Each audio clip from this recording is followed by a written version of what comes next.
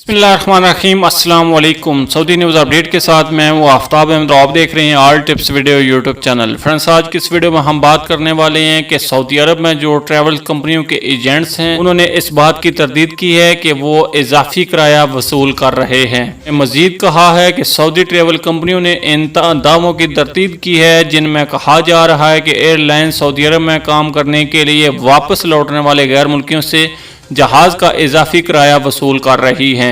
अरब news के मुताबिक Saudi हुकूमत की तरफ से बैनुल-अक़वामी परवाज़ों की जुज़वी बहाली के बाद एयरलाइंस वज़ारत दाखिला की मंजूरी से महदूद पैमाने पर गैर मुल्कियों को वापसी की सर्विस मुहैया कर रही है। मुसाफिरों की तरफ से शिकायत मौसूल हो रही हैं कि उनसे यकतरफा किराए के लिए बहुत ज़्यादा रकम वसूल की जा रही है। रियाज में एक ट्रैवल एजेंसी के सुपरवाइज़र मोहम्मद असलम जमील का कहना है कि टिकटों की कीमत इतनी ज़्यादा नहीं है जितनी लोग समझ रहे हैं। उन्हें यह समझना चाहिए कि ये कीमत उतनी ही है जितनी टिकटों की ज़्यादा मांग के वक्त होती है। उन्होंने कहा कि एक तरफा टिकट हमेशा दो तरफा टिकट के मुकाबले में महंगी होती हैं। उन्हें इस बात की हौसला अफजाई करनी चाहिए कि 6 माह तक नुकसान बर्दाश्त करने के बावजूद ट्रैवल कंपनियां और एविएशन इंडस्ट्री के टिकटों की कीमत मुनासिब रखी है। सियाहत के लिए टिकटों की बुकिंग में कमी के बावजूद सऊदी ट्रैवल कंपनियों को उम्मीद है कि जनवरी में परवाज़ों की मुकम्मल बहाली के बाद कारोबार में बेहतरी आएगी।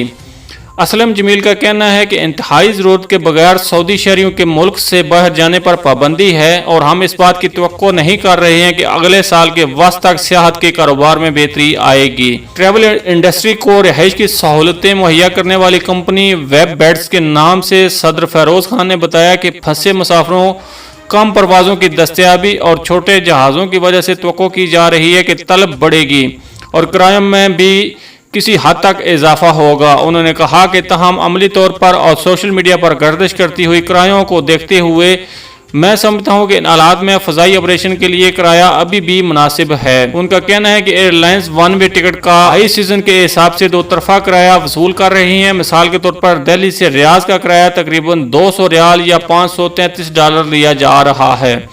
वाज़ेह है कि सऊदी अरब में कोरोना वायरस के फैलाव को रोकने के लिए बैनुल-अक़वामी परवाज़ें मार्च में मुअत्तल कर दी गई थीं।